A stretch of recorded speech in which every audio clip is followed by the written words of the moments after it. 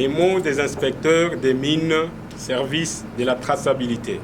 L'an 2022, les 14e jour du mois d'avril, nous, inspecteurs affectés dans les services de la traçabilité minière de la province du Lualaba, venons auprès de votre haute personnalité avec l'arme aux yeux, en qualité de père sage et représentant de la première institution du Lualaba. En effet, nous sommes victimes des maltraitances de notre employeur, le gouvernement provincial, dirigé par Madame le vice-gouverneur et gouverneur Aïe. Je cite son Excellence Fifi Masuka Saïni. Allez-y comprendre, honorable président ici représenté, ça fait plus de 12 mois. Nous avons rendu des loyaux services dans le secteur minier, je cite, service de la traçabilité.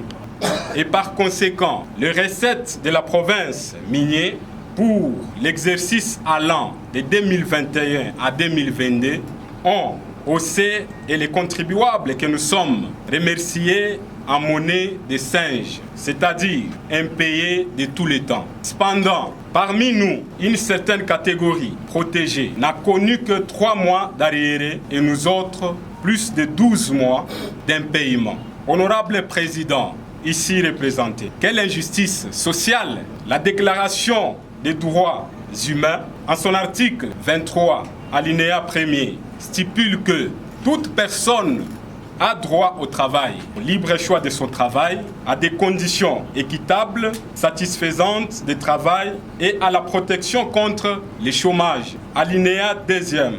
Tous ont droit sans aucune discrimination à un salaire égal pour un travail égal.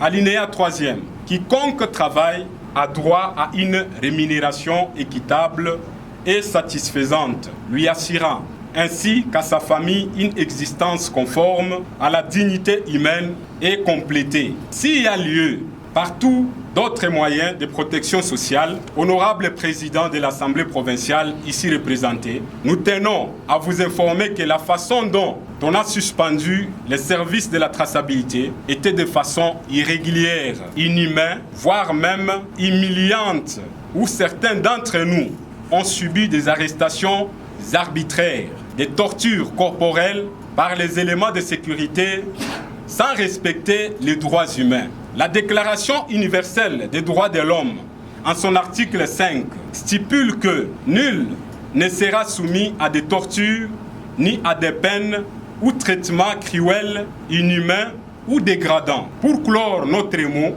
honorable président de l'Assemblée provinciale ici représenté, savons que vous êtes les sages de la province, ainsi comptant sur votre sens élevé d'une église au milieu du village, espérons une suite favorable à notre requête dans les 48 heures qui suivent, avant que le pire n'arrive.